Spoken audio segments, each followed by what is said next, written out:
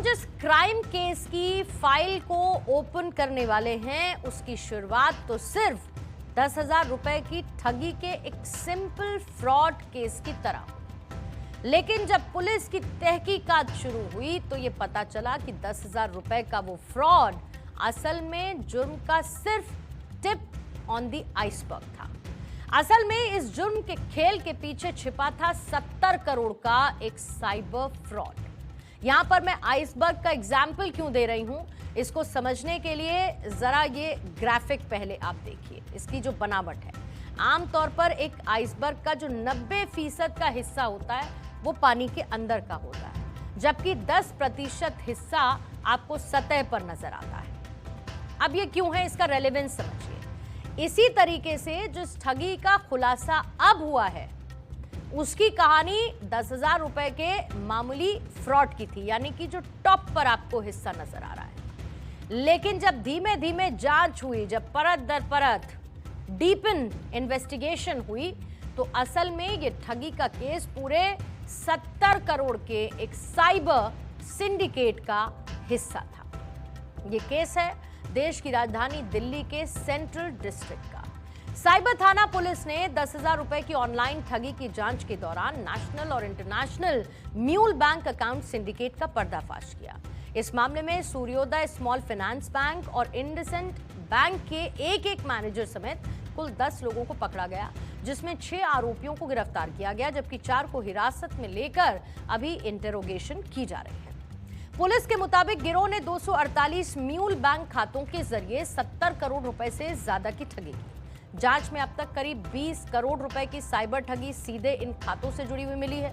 Police ने आरोपियों के खाते में मौजूद 56 लाख रुपए को फ्रीज कर दिया है। अब इस केस में पुलिस के पास पहली जानकारी, जो फर्स्ट हैंड इंफॉर्मेशन थी, वो पटेल नगर के पंजाबी बस्ती में रहने वाले एक शख्स ने पहुंचाई।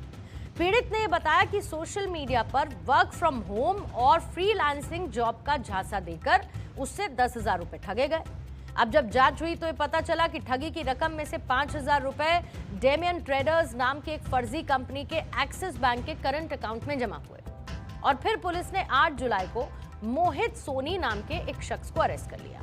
मोहित की गिरफ्तारी के बाद इस पूरे नेटवर्क का खुलासा हुआ। जांच में सामने आया कि ये गिरोह पहले लोगों के दस्तावेज यानी कि उनके डॉक्यूमेंट्स हासिल करता है, फिर इसके आधार पर शेल कंपनियां बनाकर बैंक अधिकारियों के साथ मिली भगत से करंट अकाउंट खुलवाए जाते हैं और इसके बाद internet banking, chequebook, debit card, passbook, फर्जी कंपनी की मुहर और रजिस्टर्ड सिम के साथ तैयार अकाउंट किट साइबर ठगों को बेच दिया जाता है। अब इसमें सूर्योदय small finance bank Gurugram branch manager के कुंदन कुमार पर 75,000 रुपए लेकर कई ऐसे अकाउंट्स खुलवाने का आरोप है और इंडसेंड बैंक के कुछ अधिकारियों और कर्मचारियों पर केवाईसी नियमों की अनदेखी कर कैश और बीमा पॉलिसी के बदले खाते खोलने में मदद करने का आरोप है। पुलिस जांच में पता चला कि यह नेटवर्क यूके और दुबई के अलावा दिल्ली, हरियाणा, उत्तर प्रदेश, महाराष्ट्र जैसे 19 राज्यों में फैला हुआ था और जब तक इस सिंडिकेट से जुड़ी 156 शिकायतें सामने आ चुकी। इस गिरोह के कई लोग अभी भी फरार हैं। उनकी गिरफ्तारी के लिए पुलिस ने लुकआउट सर्कुलर भी जारी कर रखा है। इसमें 6 लोग हमने अरेस्ट करे हैं और 4 लोगों को बाउंड डाउन किया है। प्रीवियस इन्वॉल्वमेंट नहीं है, लेकिन ये क्रिमिनल एक्टिविटी में पाए गए हैं। ये साइबर म्यूल सिंडिकेट था पूरा, जो कि म्यूल अकाउंट्स बनाते थे और लोगों को फ्रॉड करते थे और उसी पैसे को रूट भी करते थे। और इसमें हमने आगे बढ़ते हुए जो बैंक ऑफिशियल्स हैं जो म्यूल अकाउंट खुलवाने में इनकी हेल्प करते थे, केवाईसी गाइडलाइंस को बाईपास करते थे, उनको भी हमने इसमें अरेस्ट किया। तो इन फर्जी म्यूल अकाउंट्स के जरिए अब तक 70 करोड़ रुपए का अवैध ट्रांजैक्शन किया जा चुका है। जिन आरोपियों तक अभी तक पहुंची है, उनके पास से बड़े पैमाने पर सामान भी बरामद हुआ है। पुलिस को कब्जे से 1 लाख रुपए कैश, एक ब्रेजा गाड़ी, इसके अलावा 248 bank account kit, 38 SIM card, 22 mobile phone, 28 फर्जी कंपनियों की मुहर, 55 डेबिट और क्रेडिट कार्ड बरामद हुए हैं। साइबर अपराध की दुनिया किसी बहरूपियों से कम नहीं है, जहां पर सामने दिखने वाली सच्चाई अक्सर बहुत छोटी होती है, लेकिन उसके पीछे छिपा हुआ सच हिला देने वाला होता है। दिल्ली के सेंट्रल डिस्ट्रिक्ट से सामने आया कि यह मामला इस बात का सबसे बड़ा उदाहरण है जिसकी शुरुआत महज 10,000 रुपए की एक साधारण ऑनलाइन ठगी से हुई थी। लेकिन जब पुलिस ने इसकी तहकीकात शुरू की तो 70 करोड़ रुपए के एक इंटरनेशनल साइबर फ्रॉड का खौफनाक सच सामने आया।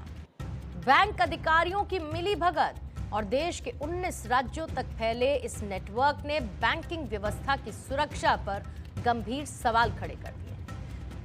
अब भले ही पुलिस ने इस सिंडिकेट से जुड़े कई आरोपियों को दबोचा हो, लाखों रुपए फ्रीज कर दिए हों, लेकिन यह मामला एक चेतावनी जरूर है कि इस डिजिटल दौर में हमारी जरा सी भी लापरवाही हमें कितने बड़े खतरे की तरफ धकेल सकती है, ये समझना होगा और जागरूक होना होगा।